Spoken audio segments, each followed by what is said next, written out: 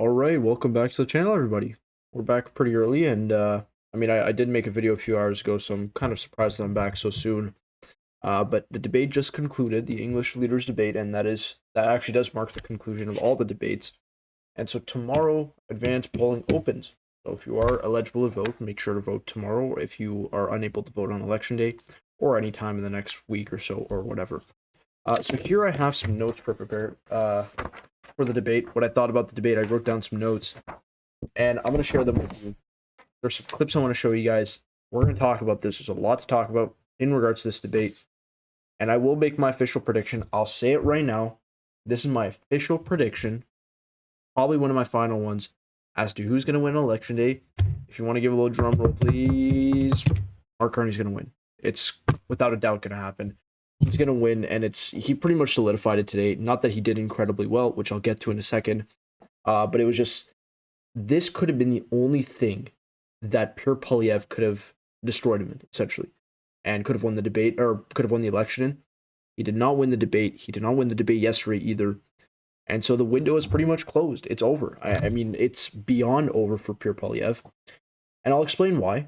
But before I get to that, I want to show this clip really quickly. This is some guy named Jinglai He. I don't know who he is, but he just posted this. So I was just on the Twitter for Debate 2025. There's a lot of posts, by the way. There's a lot going on. So Jinglai He said, Mark Carney tried to screw over Pierre Poilievre for not getting government security clearance. Little did he know Pierre Poilievre came fully prepared and completely flipped the script. This is by far Pierre's best moment in the debate. Okay, so let's watch it and let's see if this is in fact the best moment in the debate. Well, I have got my security clearance when I was a minister. I got top secret clearance at the time, so there's no problem getting that. But when the government made this recent offer, they said that if I got the secret security clearance briefings, that I would be gagged under the security law, and I could be prosecuted if I spoke freely about matters of foreign interference. Now, given that Canada has experienced Chinese interference by Beijing, the government of China, in 2 consecutive elections, I needed to do my job to speak freely without fear of prosecution.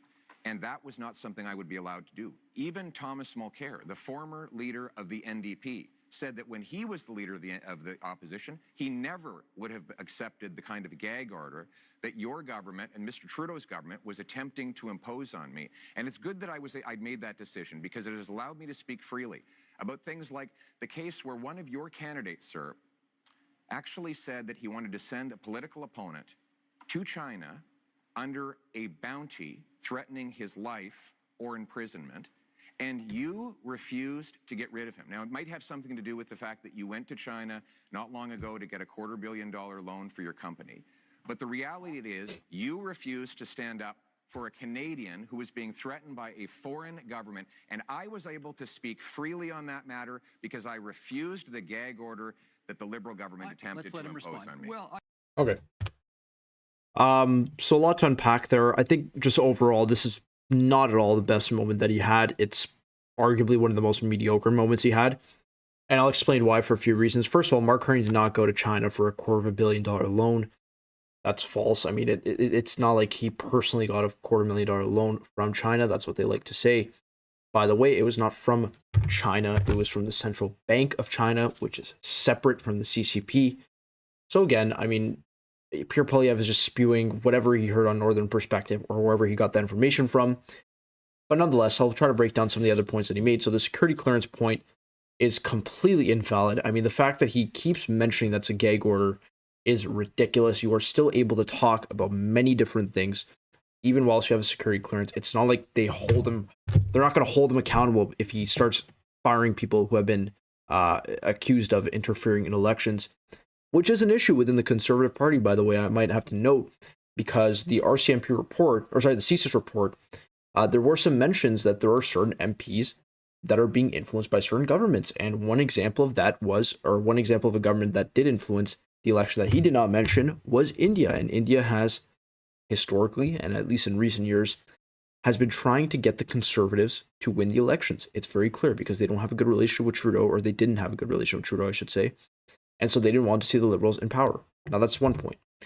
Second point I want to bring up, and again, this is another point that just, I love how he said flip the script. I think this is what I'm going to refer to when I mention this. It was the point of Paul Chang. I think that was the guy's name. That was a Liberal nominee for one of the ridings, where he essentially said, hey, go claim the bounty on whatever the other guy's name was, Markham, Unionville, Conservative candidate, which obviously is completely inappropriate. Nobody is condoning that. I'm not condoning it. Carney's not condoning it.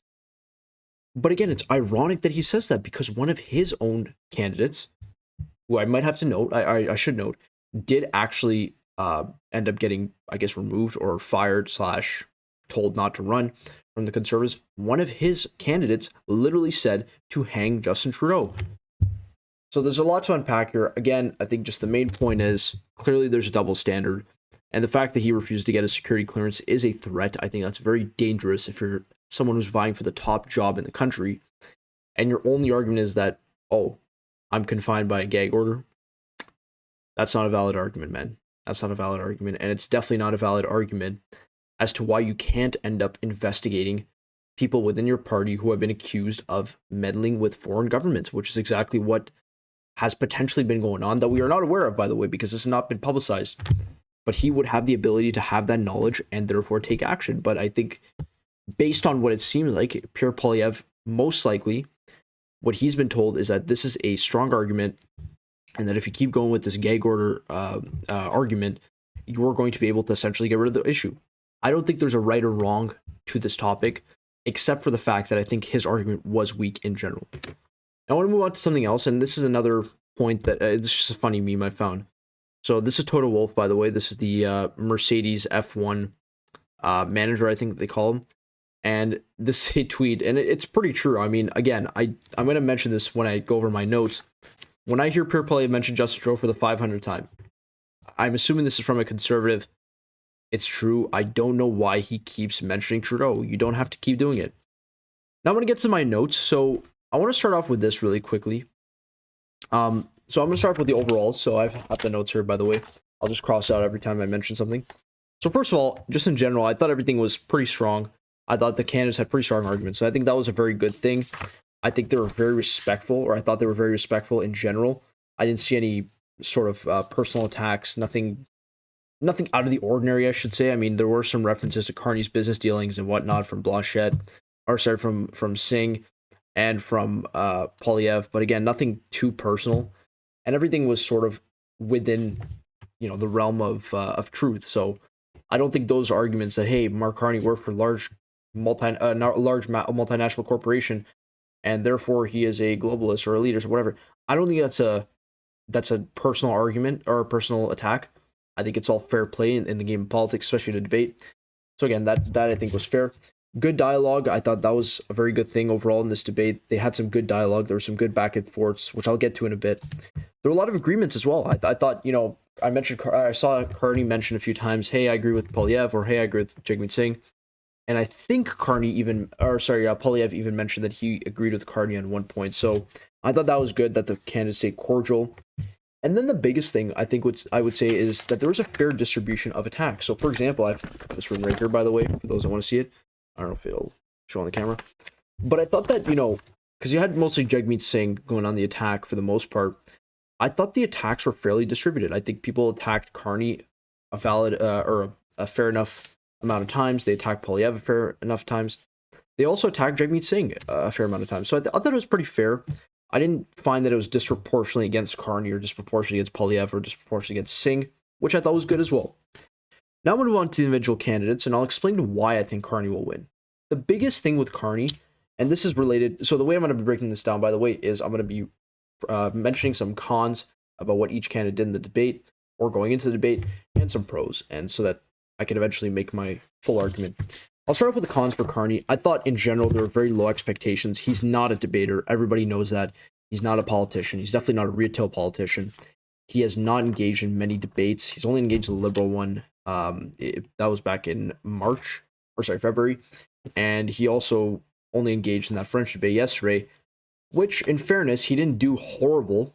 But then again, his French was a weak point, which as a result ends up messing up with his overall image in the debate.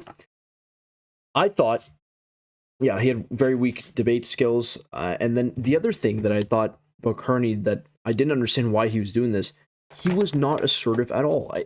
Carney has a tendency to do this where he's like, if I may, or if I may add another point, or, another point onto this topic. Like, he just is not assertive. He doesn't say, hey, I'm going to do this, this, this. He's like, oh, if I may do this, or if I may do that. I think that's very polite and nice. But in a political setting, I don't think that's necessarily effective. Which, you can look at that from one perspective, which said, hey, we don't need somebody who's constantly being political and who's constantly being using the same talking points as politicians. Or you can look at the other perspective, which is that, hey, he is not really resonating with people. He's not assertive. He doesn't seem like he's very strong as a leader, which I would say, I think both arguments are valid in some respects. I'm going to move on to the pros. I thought he had some concrete plans, which were pretty well articulated. He articulated them pretty decently. I thought there are times where he could have mentioned a bit more, but I think he was just his problem is that he's not meant to do 1 minute, 2 minute things. He's meant to talk for 30 minutes or 20 minutes or whatever. He's better at speaking at length. I don't think he's good at speaking quickly and just getting his point across. So that's one thing that I think definitely was good, though, overall, that he had some concrete plans that he mentioned. He had good organization. His points were well organized. As a debater, I know what to look out for. And I thought, in general, his arguments made sense chronologically. I think he could have improved on it a bit more if he was a stronger debater, but I thought it was fine. And lastly, he was very civil. He didn't really shout over anyone. He was very calm, even when he got attacked. I don't know if that's just him as a debater or him as a person or him as just in this setting. Maybe he was, I don't know. I really don't know why that was the case, but I thought he was respectful for the most part. Now moving on to Pierre Poilievre. So right now I have some notes for Pierre Poilievre. The first one that I want to mention, I want to go back to this, by the way. He kept mentioning Trudeau. Why did he keep doing that? I mean, he would keep mentioning that Trudeau, he would keep mentioning that Trudeau and Carney worked together, that Carney was an economic advisor, which is not true. You got to stop with those attacks. Nobody cares about that. So I thought that was one con. Another one was that he kept talking over Carney. He would like mutter things. He'd be like, not true or false. And so Carney would say something, he'd be like talking like this, blah, blah, blah, and then Poilievre would be like, not true, false, and then he would say something else or whatever. I thought that was a bit unnecessary. I don't think any of the other candidates did that. And lastly, he had no new talking points. I mean, that's a big thing with Pierre Poilievre. He's sort of expended all of his attacks and all of his talking points. It was mainly the carbon tax and Trudeau for the most part of the last 2 years. But now he doesn't really have any more talking points. Everything's pretty much recycled. But in terms of the pros, I think he did much better than I expected him to do. I was worried, or I should say, if I was a conservative, I'd be worried if he came out guns blazing and went too aggressive. I think that could have been the worst case scenario. I think he was very good, though. I think he was he wasn't necessarily, weak, but he wasn't also necessarily too aggressive to the point that Canadians would be turned off. I thought he had some good concrete policy examples. That's one thing that Pierre Poilievre struggled with. He had some good concrete policy examples finally. He had some strong speaking skills. That's obviously a given with him. I think he's probably the best debater on that stage. Even better than Blanchet, I would say. He's very good. He's very smooth. He's very good with the timing as well. He knows how to get that rhythm and how to get all of his points in. And he had some valid POIs. So some of the things, POIs, for those who don't know, is points of inquiry. So he would mention, like Carney would be talking and he would mention something during the open debate. And I thought some of the points were pretty valid. So I think that was a good thing with him as well. Now, I do want to go here and look at this clip that the Conservatives just posted. This is from the debate today, by the way. And they mentioned Conservatives will fix the immigration system the Liberals broke for a change. And I want to watch this clip, and I want you guys to think of one thing. Is this moment that Poilievre speaks in, is this moment better than the other one where that guy claimed that that was the best moment? Let's just watch this. This is about crises and leadership. And one crisis we have is in immigration. Because of this Liberal government's commitment to a radical policy called the Century Initiative, which seeks to bring our population up to 100 million people, they have allowed massive overcrowding in our communities. That has caused housing shortages, job shortages, Don't blame immigration for the fault of your government. And if I could, the fact that you did not I didn't interrupt you. I did not interrupt you, sir. I did not interrupt you. Don't blame. I do not blame. Your If I could, Let him finish. I do not blame immigrants. I blame the Liberal government, which brought this policy on. And Mr. Carney wants to continue with the Century Initiative. This is crazy. We have to get back to normal levels of immigration, get rid of the fraud in the temporary immigration system, and ensure that the people who come here can arrive in numbers that we can house, employ, and care for. That's how it always was, and that's how we're going to restore Thank you, Mr. Poilievre. That is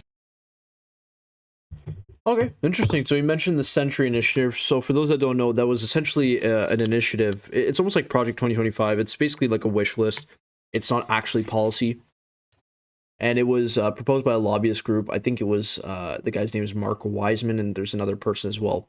So the reason why he's connecting Carney to that is because Carney appointed him to some sort of advisory group, and therefore they're trying to link him to that initiative. Now, do I think that this is necessarily a good talking point? No, I think, again, this is another fringe issue that not many people care about, that is not necessarily relevant. And again, I mean, you're looking at it from 2100. Their goal is to get 100 million people in Canada by 2100. I think if we're looking at it from a rational perspective, Canada's population will most likely naturally grow to 100 million by that time. So again, I don't really know. It's not a valid argument. I think that's the best way of putting it. But nonetheless, I thought this situation, or in this situation, he was much more composed. I thought he articulated his points much better than he did here. Yeah, right here. Because here it was sort of like, again, he was flip-flopping from one thing to another. The Paul Chang thing, and then the security clearance thing where he didn't really provide a clear answer. So again, I thought this one was definitely a better moment. Now there's a Mark Carney clip I want to show you guys. 9 seconds long. This is from the Liberals. By the way, this is all posted like during the debate. I thought that was interesting that they got these clips so quickly. But let's watch this. So they said Pierre Poilievre is living in the past. Mr. Poilievre, you spent years running against Justin Trudeau on the carbon tax, and they're both gone. Okay, they're both gone. I know it's. So, in fairness to Carney, I thought this was one of his better moments, and I don't think I mentioned it here, but it sort of went over my head. But I thought this was one of his better moments, because I think what he did here was he basically proved that he's not just a pushover. I think that's the best way of putting it. He did sort of sarcastically mention that, hey, Justin Trudeau is no longer running against you, and that the carbon tax is no longer here, basically sort of taunting him at the same time, saying that Poilievre is stuck in the past. I thought this was effective. I thought this was an effective attack. I don't think it'll change many people's minds at all. But again, I thought it was a valid argument for sure. Now, I do want to pull up this clip. Yeah, this is another clip from the Liberals, Liberal Party itself. The last one was from Mark Carney's Twitter account. Particularly.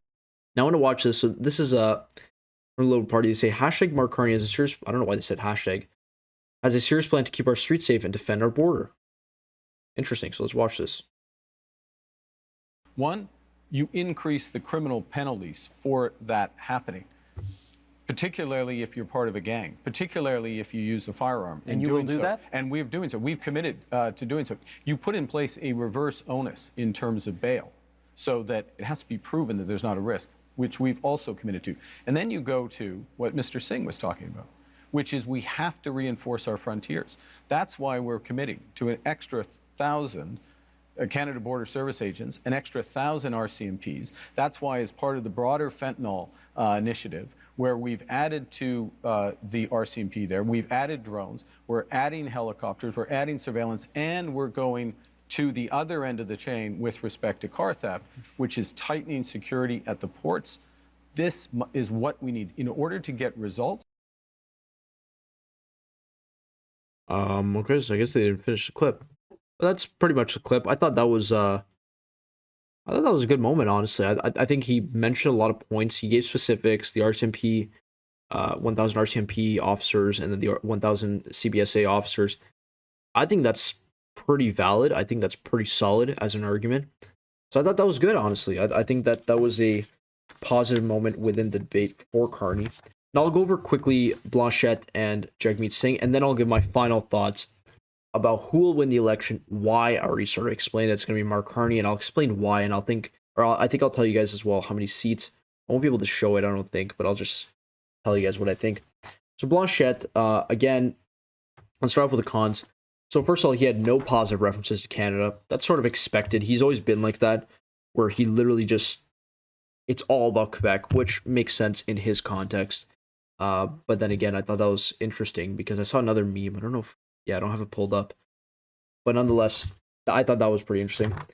And he was extremely passive aggressive again. I don't know if he's always been like this. I think he has to some extent.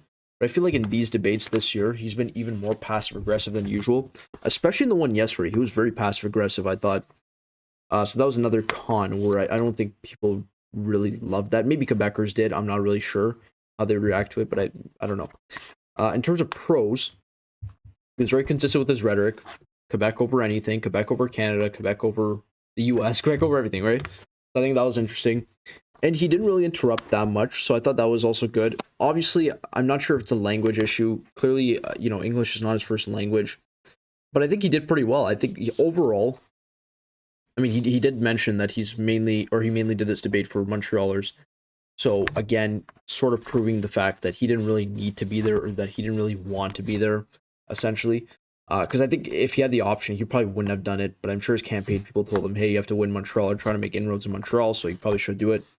I thought that was interesting. So he didn't really interrupt much. Now I'm going to move on to Jagmeet Singh.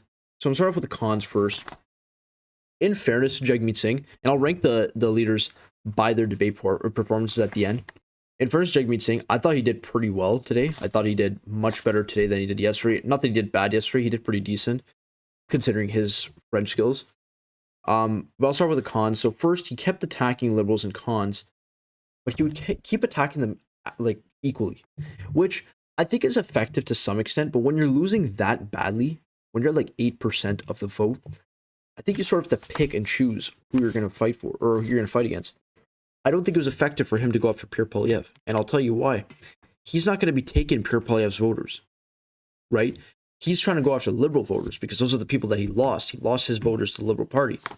So I think it would have been much more effective if he had gone after Carney. With that being said, I could see the counter argument, which said, hey, if he had gone after Carney, then Poilievre basically would have gone a free slip and free pass. But nonetheless, I still think he should have attacked the liberals a bit more than the conservatives if I were him. Second thing is that he was unable to garner... sorry, no, I already mentioned that.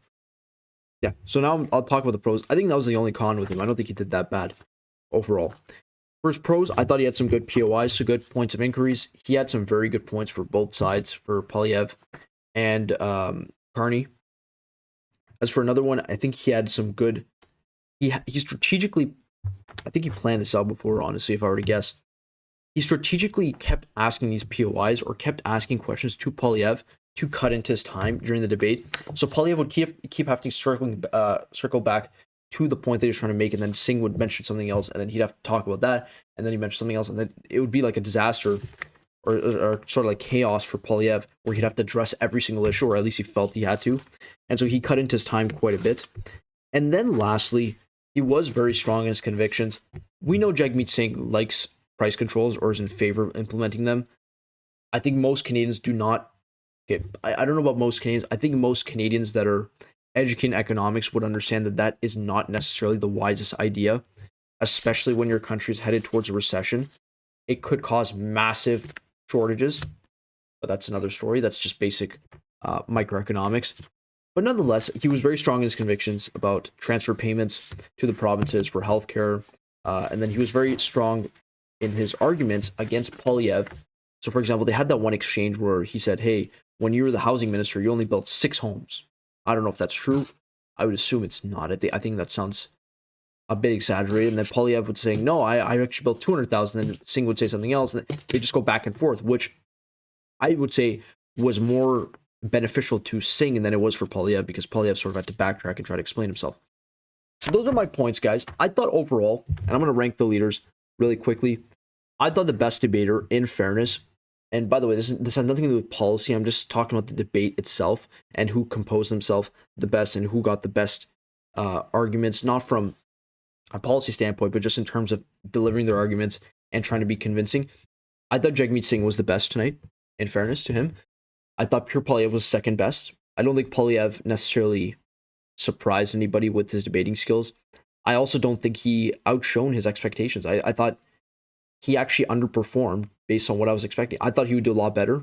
So that was a bit disappointing for you if you're a conservative supporter, if you're watching that. Next up, I would say Carney. He was decent. He wasn't terrible. He wasn't great. I thought he was sort of in the middle. Again, at least he sort of met the expectations / maybe under-delivered a bit. but nonetheless, he didn't destroy himself like Joe Biden did in that debate against Donald Trump in June.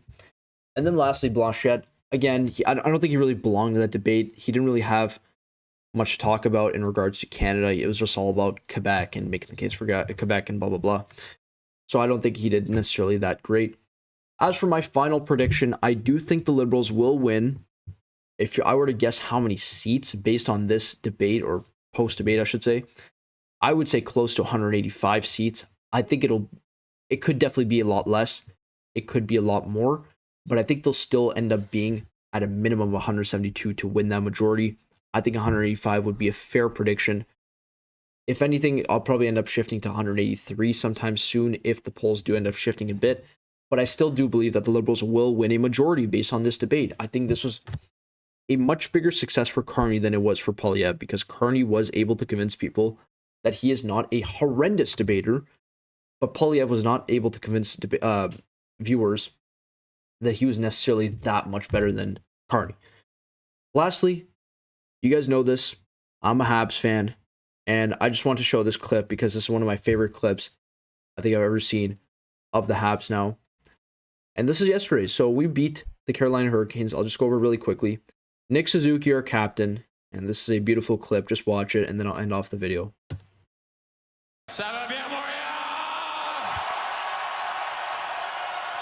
Yeah. It's going pretty well, Nick. Thank you very much. And yeah, I'll end the video with that, guys. So I thought it was a very good day. You know, 2 uploads in one day is sort of unusual for me nowadays. But I just think it's a very important time, so I thought it was necessary that I upload this video. If you guys did enjoy this video, make sure to like and subscribe if you are new to the channel. And again, thank you guys so much for the support. You guys have been wonderful lately. I mean, there's been a lot of people who don't like my content, which to you guys I say thank you very much, and I'll see y'all in the next one.